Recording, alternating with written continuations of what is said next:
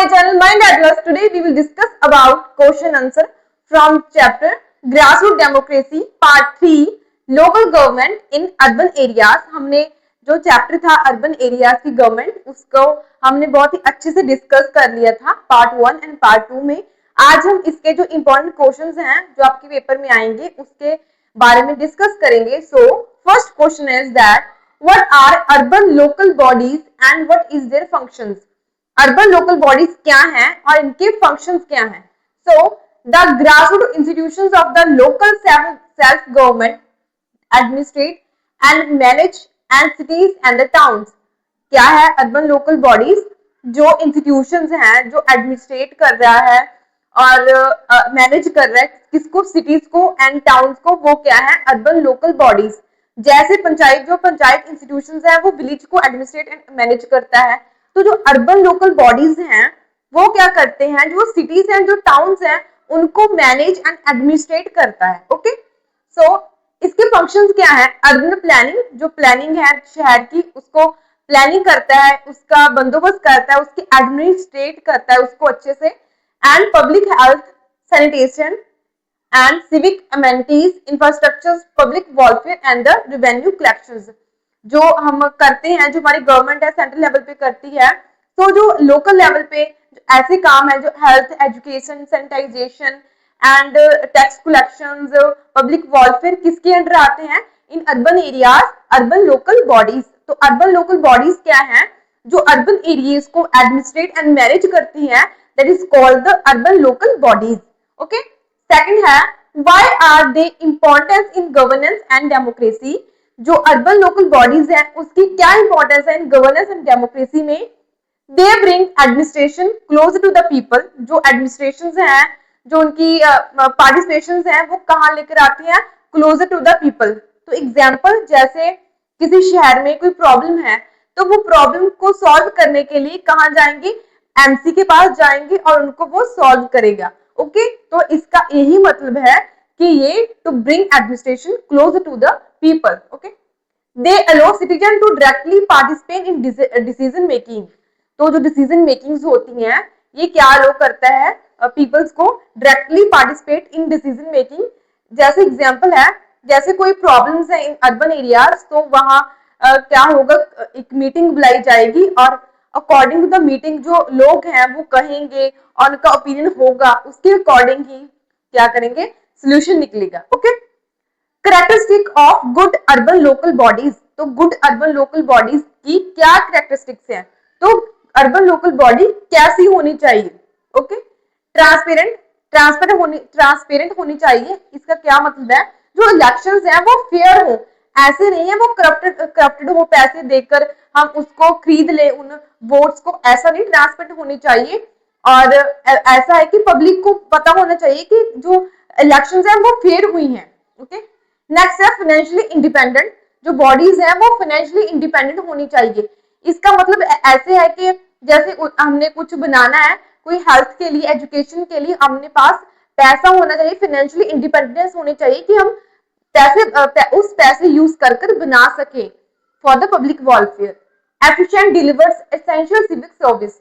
तो जो civic services होती हैं जैसे हेल्थ, एजुकेशन, और क्लीननेस, ऐसी जो सर्विस होती हैं उनको प्रोवाइड कर सके for the public welfare. Okay, difference and similarities between urban local bodies and Panchayati Raj institutions. जो पंचायती राज इंस्टीट्यूशंस हैं एंड अर्बन लोकल बॉडीज हैं उनमें सिमिलरिटीज बतानी है एंड डिफरेंसेस बताने हैं। तो जो सिमिलरिटीज क्या है, बोथ आर डेमोक्रेटिक। इनकी जो इलेक्शंस होती हैं वो डेमोक्रेटिक होती हैं, जैसे कि जो लोग हैं वो जो वोट है उसमें पार्टिसिपेट करते हैं in the elections. Okay, tenure इन दोनों में 5 ईयर का टेन्यूर होता है। So reservation of the seat, इन दोनों में ही reservation of the seat same होती है। एसटी के लिए 1/3 एंड वुमेन के लिए 1/3। Election conducted by election commission. जो अर्बन लोकल बॉडीज हैं और पंचायती इंस्टीट्यूशंस हैं इनकी जो इलेक्शंस है किसके अकॉर्डिंग कंडक्ट की जाती है? By the election commission. तो ये है सिमिलरिटीज एंड इनका डिफरेंसेस क्या है? जो अर्बन लोकल बॉडीज हैं वो अर्बन एरियाज में होती हैं और जो पंचायत की हैं, जो पंचायती राज इंस्टीट्यूशंस हैं वो रूरल एरियाज में होता है। जो अर्बन लोकल बॉडीज हैं जो उनका डिफरेंसेस हैं उनको किसमें डिवाइड किया गया है? On the basis of population, जैसे म्युनिसिपल कॉर्पोरेशन है जो वो किस शहर में होगी जिसकी पॉपुलेशन अबव द 10 लाख होगी, वो किस में आएगा, म्युनिसिपल कॉर्पोरेशन में। और जिसकी पॉपुलेशन 1 to 10 लाख होगी वो किस में आएगा, म्युनिसिपल काउंसिल्स में। और जो छोटे छोटे टाउन्स हैं किसके अंडर आते हैं, नगर पंचायत के अंडर। बट जो पंचायती इंस्टीट्यूशंस हैं उनको 3 टायर्स में डिवाइड किया गया है, जो फर्स्ट है village level, block level and the third one district level. Okay, इसका हेड सरपंच होता है और अर्बन लोकल बॉडीज का जो क्या होता है, हेड कौन होता है, मेयर होता है, जो इनको वार्ड में क्या करते हैं, वार्ड में डिवाइड किया जाता है। और जो इनके सरपंच के सबऑर्डिनेट मेंबर्स होते हैं वो कौन होते हैं, पंच होते हैं।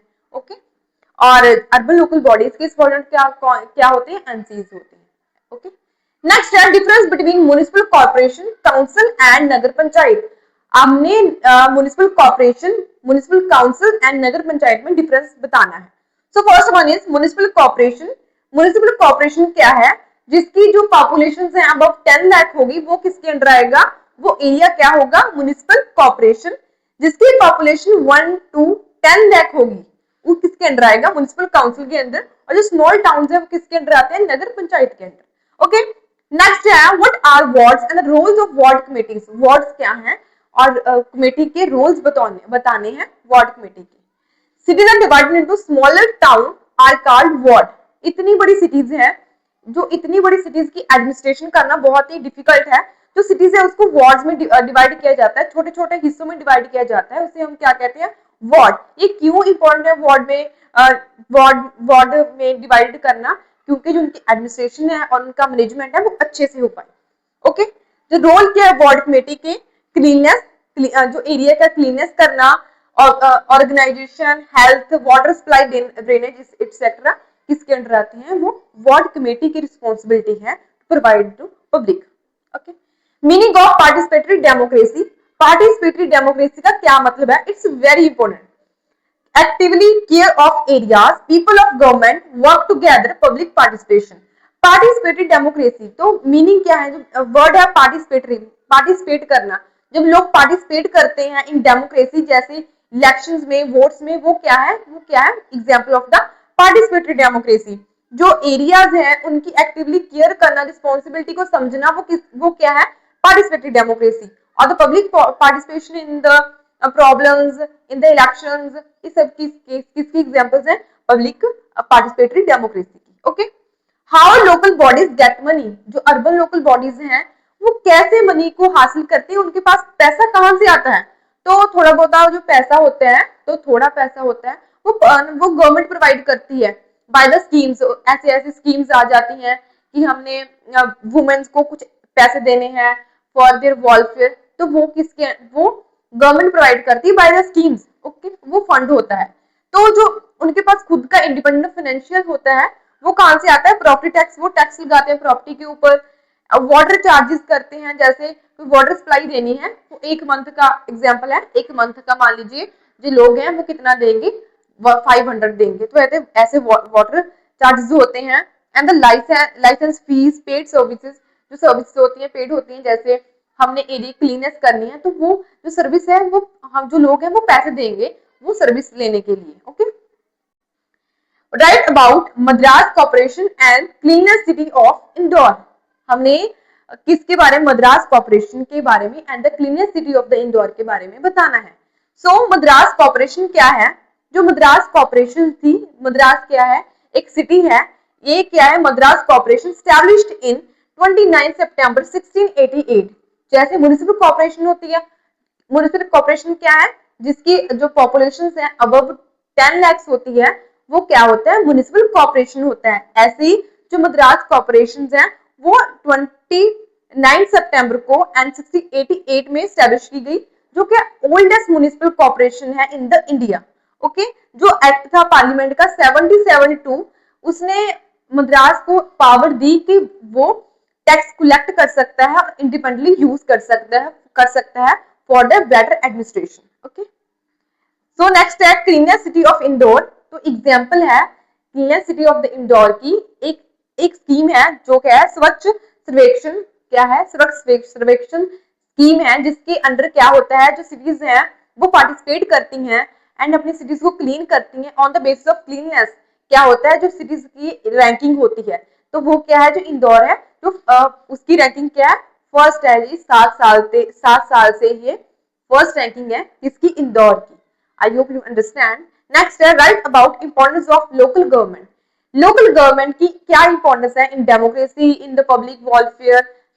तो सॉल्व लोकल प्रॉब्लम्स क्विकली, जो प्रॉब्लम्स होती हैं क्विकली सॉल्व की जाती हैं। जैसे मान लीजिए दो फैमिलीज का डिस्प्यूट है और वो जाएंगे म्युनिसिपल मेयर के पास जाएंगे, उनको कहेंगे कि इसको सॉल्व किया जाए, तो ये प्रॉब्लम क्विकली सॉल्व हो गई। And represent people's interest. जो मेयर्स होते हैं, जो एमसीज होते हैं, वो क्या करते हैं, जो लोगों का इंटरेस्ट होते हैं उनके बेस पर ही क्या करते हैं, निर्णय लेते हैं, अपना ओपिनियन देते हैं। नेक्स्ट है हेल्प ड्यूरिंग इमरजेंसीज।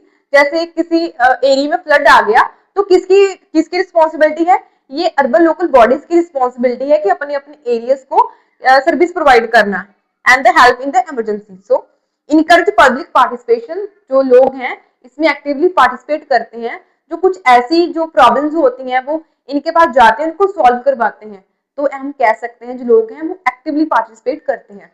हमने ये क्वेश्चन बहुत अच्छे से कर लिए हैं। इसमें जो सभी जो चैप्टर है इसकी ऑलमोस्ट ये समरी ही है। आई hope you understand. If you any doubt you can ask in the comment section. Like and